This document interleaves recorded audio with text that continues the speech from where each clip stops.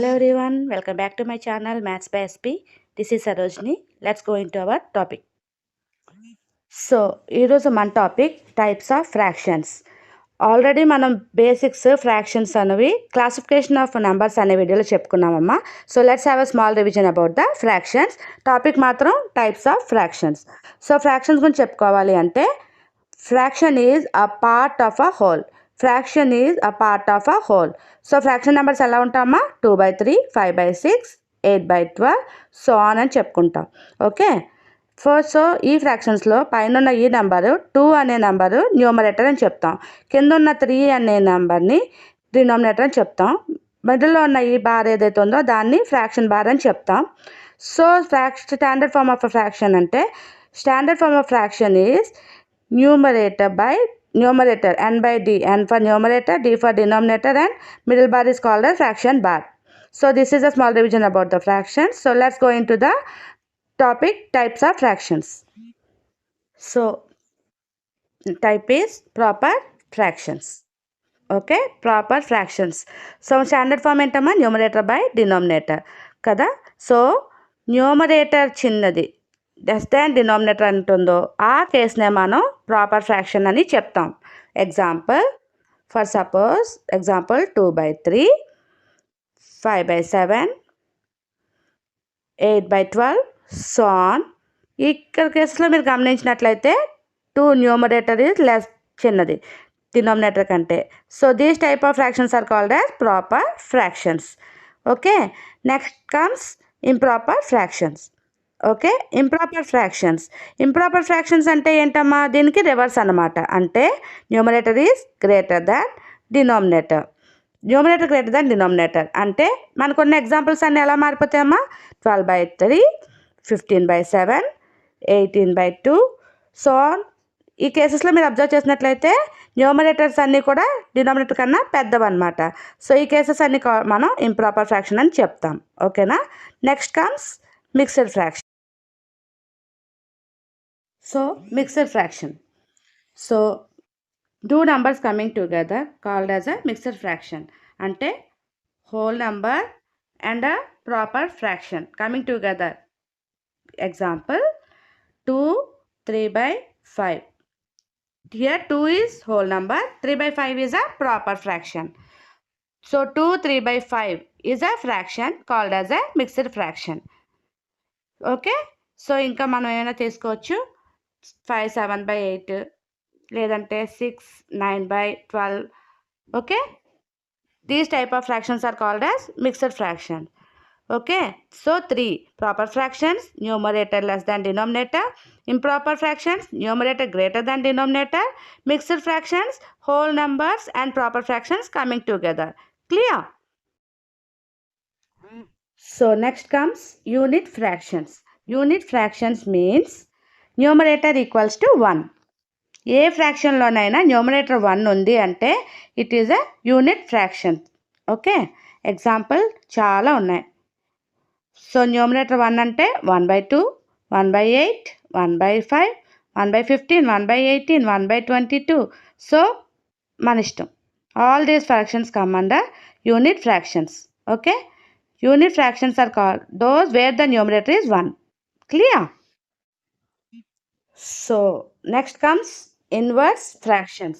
Inverse fractions. So మన fraction ఏంటమ్మా యాక్చువల్గా న్యూమరేటర్ బై డినామినేటర్ కదమ్మా.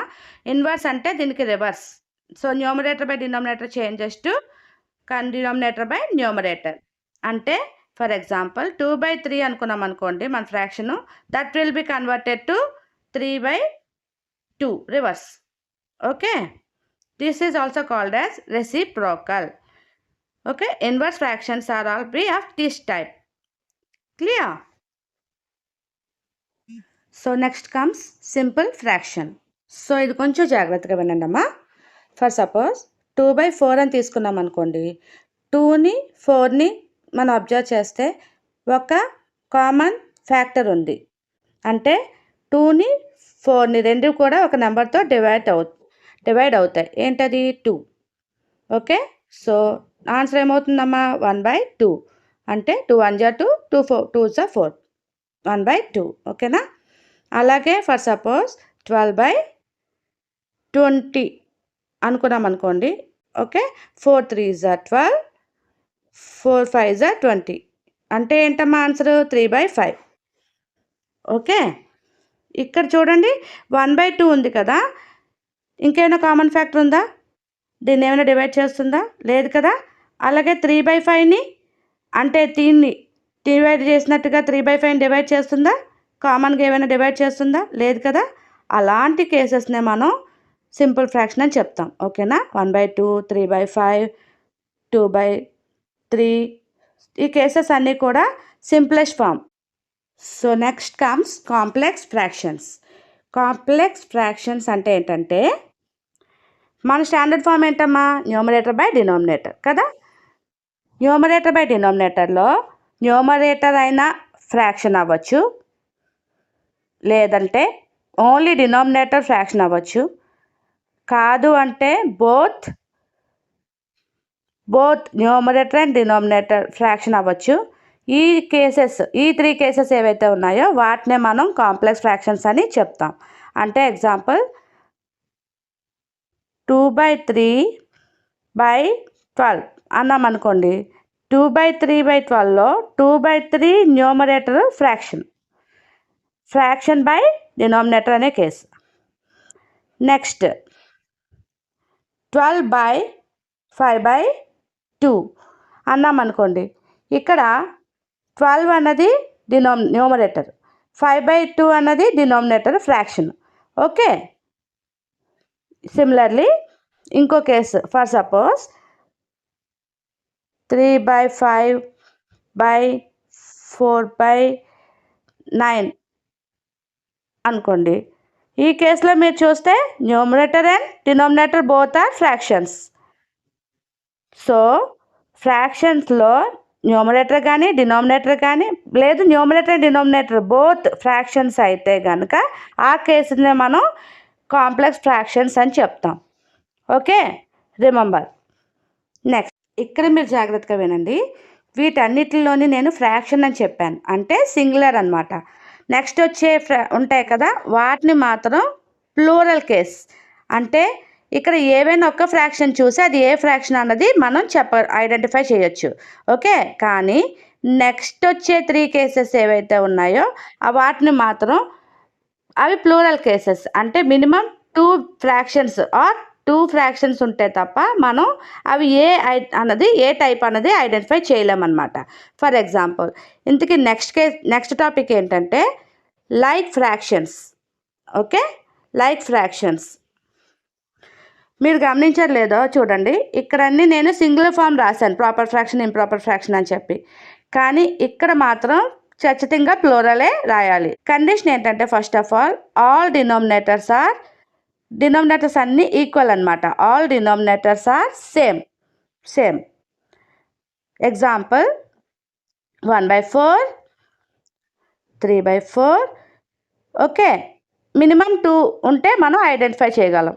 ఇంకా అంతకన్నా కూడా తీసుకోవచ్చు. 13/4, 9/4.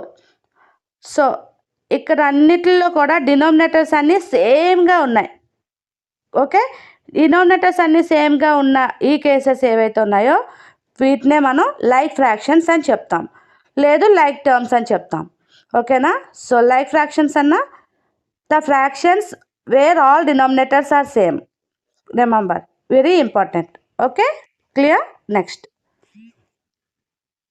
Next comes unlike fractions. Unlike fractions అంటే numerator denominator both are different. ఇంకా సింపుల్గా చెప్పాలి అంటే all denominators are different. Okay, 2/3, 8/5, 8/15, 9/12, ఇంకా 18/16, so on. Okay, where the denominators are not same. Okay, plural కేస్లో where all the denominators are same called as like fractions, all the denominators different are called as unlike fractions. Okay, unlike fractions. Next comes equivalent fractions. So equivalent fractions are మనకి plural కేసే. ఓకేనా. So ఇక్కడ మీరు గమనించినట్లయితే all the fractions are fractions different. Okay, different fractions. Numerators and denominators are different. Okay, but their values are same. అవునా కాదా? చూడండి, దీన్ని మనం కనుక క్యాల్కులేట్ చేసామనుకోండి, లీస్ట్ ఫామ్ ఏమవుతుంది? 5/7. 10/14కి లీస్ట్ ఫామ్ 5/7. 15/21 least form 5/7.